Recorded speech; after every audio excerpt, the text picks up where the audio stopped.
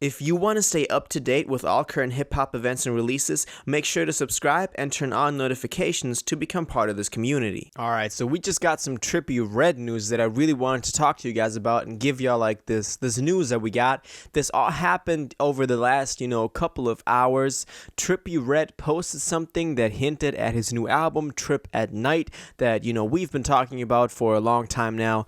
And he, released the cover art, said some things about it, so let's jump straight into it. So Trippie Redd took to Instagram to say, Trip at Night album coming soon. 200k comments and 100k pre-saves for the track list and single.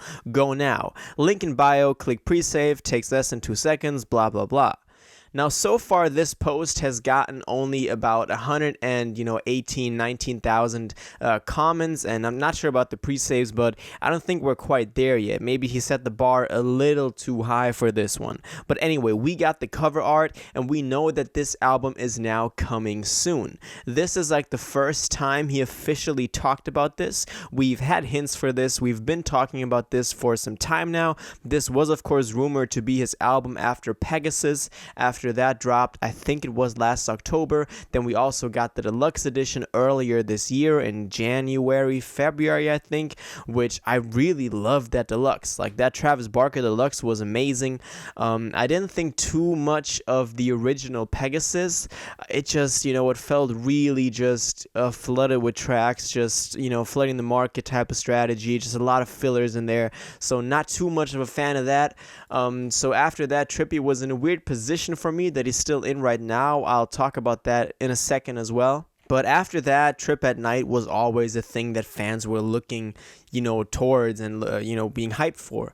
Now, Miss the Rage featuring Playboi Carti, which was, of course, his last release, did really well. And to me, that was kind of like a return to form in a way.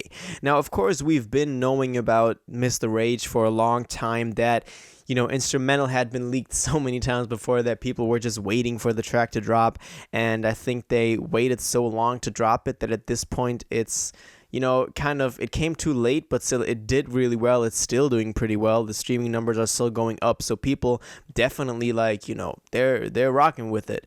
And I think that really builds some hype for whatever Trippie has coming next, because that thing really, that's like it could probably be seen as like a cultural thing already, because it's just been leaked such a long time ago and we finally got it. And that, of course, is also supposed to be on Trip at Night, which of course gets the bar set high, but as Trippie said, there's another single that he wants to release. He wants to release the track list and the single once we get enough pre-saves and we get enough comments. As I said, the comments are at 118,000, and this thing was posted almost 24 hours ago. At the point of recording this, it was about 18 hours ago, so I don't really think we're getting, we can get those 200,000 really full, but that's how these artists always do it. They set the bar really high, but then they release the thing anyway. I saw on Twitter he only set to get to a certain amount of pre-save, so I guess we're doing that. I haven't personally pre-saved it yet. I might do it after I record this, but this gets me excited. The cover art is something very Trippie Reddish, just a lot of Trippie stuff going on. He also credited the artist Stephen Gibbart, if I'm pronouncing that right. I looked at a lot of his art, and this is really like his theme, and I think it looks really dope. I think it looks weird. I think it looks spaced out, trippy, psychedelic.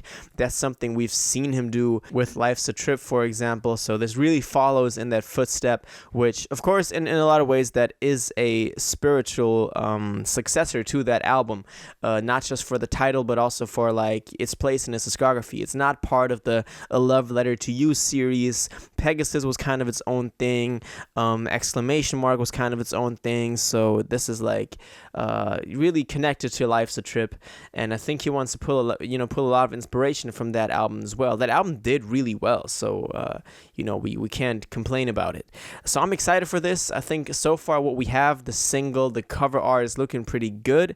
I'm hoping that he kind of, and I say this for a lot of stuff that releases nowadays, he kind of cuts it shorter than Pegasus, for example. I don't want this thing to, how many tracks did Pegasus end up having? It had like 26, 27 tracks, and if I recall correctly, the original Life's a Trip album only had about 13, 14 tracks, so I want him to stick to that kind of length for an album. I see this problem with a lot of projects releasing nowadays. We've seen this happen with, for example, Polo G with The Voice of the Heroes, although in that case, I still liked every song on there, but Polo G is a perfect example for this, and I don't want him to, fall in the same kind of fate, because I think when Trippie really puts a lot of importance in one track and tries to perfect the vibe of it and perfect, kind of the way he conveys whatever vibe he wants to create, because I think that's truly what he's best at and what he always tries to aim for, then that can really come out successful and come out